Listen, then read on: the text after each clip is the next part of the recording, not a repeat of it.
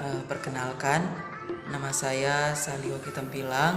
Saya adalah mahasiswa semester 1 dari Sekolah Tinggi Teologi Rumah Murid Kristus Bitung. Dan saat ini saya membuat video ini adalah video dari tugas akhir mata kuliah komunikasi. Sebelum itu kita akan membahas lebih dahulu apakah itu komunikasi. Menurut Kamus Besar Bahasa Indonesia atau KBBI, komunikasi adalah penerimaan dan pengiriman pesan atau berita antara dua atau lebih, sehingga pesan yang dimaksud dapat dipahami. Komunikasi juga dapat dikatakan adalah hubungan atau berupa kontak dalam dua arah komunikasi yang komunikan dan komunikatornya dalam satu saat pasti akan bergantian untuk memberikan informasi. Sehingga dapat disimpulkan bahwa komunikasi bukanlah apa yang disampaikan, melainkan komunikasi itu adalah apa yang kita terima. Oke, selanjutnya sesudah kita membahas arti komunikasi, saat ini kita akan membahas yaitu tentang dua lembaga besar yang dimana biasa disebut yaitu TEDx dan Toastmaster. Jadi TEDx dan Toastmaster ini adalah dua lembaga besar. TEDx ini didirikan pada tahun 1984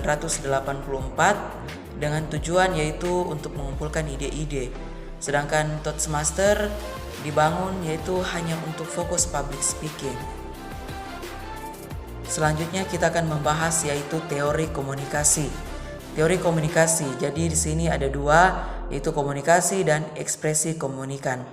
Komunikasi seperti yang sudah saya jelaskan di awal tadi, menurut KBBI atau Kamus Besar Bahasa Indonesia, yaitu pengiriman dan penerimaan pesan atau berita antara dua orang maupun lebih, sehingga pesan yang dimaksud dapat dipahami. Kemudian ekspresi komunikan. Ekspresi komunikan ini bisa pesan verbal maupun pesan nonverbal. Selanjutnya kita akan membahas mengenai public speaking atau hal-hal yang harus kita perhatikan ketika kita melakukan public speaking. Di situ ada yang disebut yaitu persiapan. Persiapan ini terdiri atas persiapan materi, persiapan diri, persiapan audiens maupun persiapan media. Kemudian pelaksanaan, ada waktu, posisi, dan teknik. Kemudian yang terakhir ada evaluasi, yaitu respon pendengar dan efek domino. Kemudian dalam pelaksanaan public speaking ini kita harus datang lebih awal. Kita berjalan berkeliling ruangan, cek sound dan cek berjalannya slide. Kedua, harus berhenti sebelum waktu. Kemudian kita harus memberi ruang untuk pendengar break. Ketiga, pulang lebih lambat dan miliki waktu untuk audiens berinteraksi. Dan keempat, pengulangan poin utama. Selanjutnya di sini juga dibutuhkan dalam tips komunikasi publik. Jadi selain tadi yang kita bahas pertama, sini juga adalah tips dalam berpublic speaking. Yang pertama, sini ada materi yang biasa disebut dengan great opening, inspiring things to do, chance tonight. Jadi dikatakan bahwa materi itu harus menarik, harus menghibur, dan harus menginspirasi. Yang kedua, yaitu kostum. Saat kita menjadi pembicara, tentu yang terutama harus kita perhatikan adalah kostum.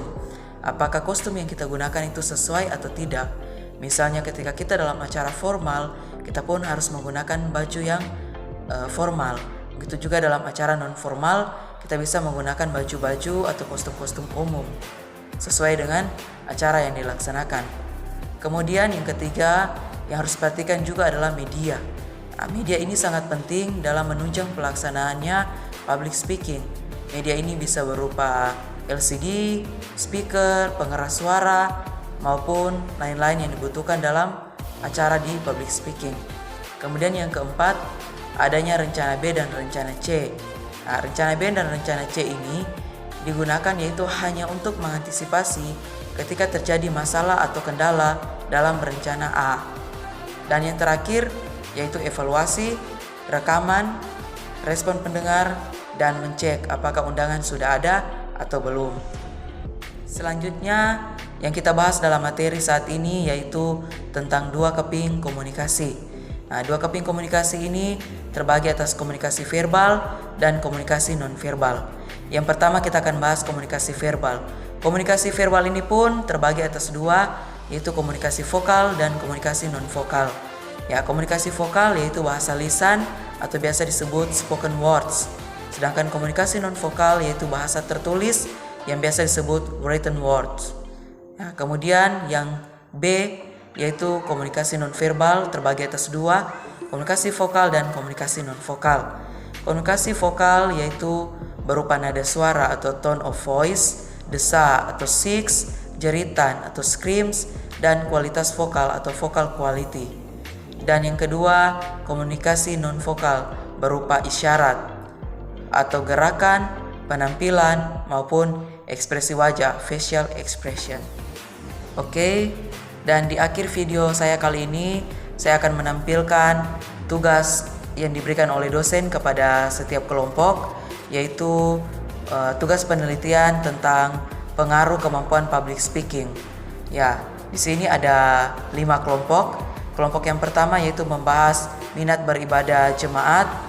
Kelompok kedua yaitu pertumbuhan rohani jemaat. Yang ketiga yaitu minat mendengar firman Tuhan di YouTube.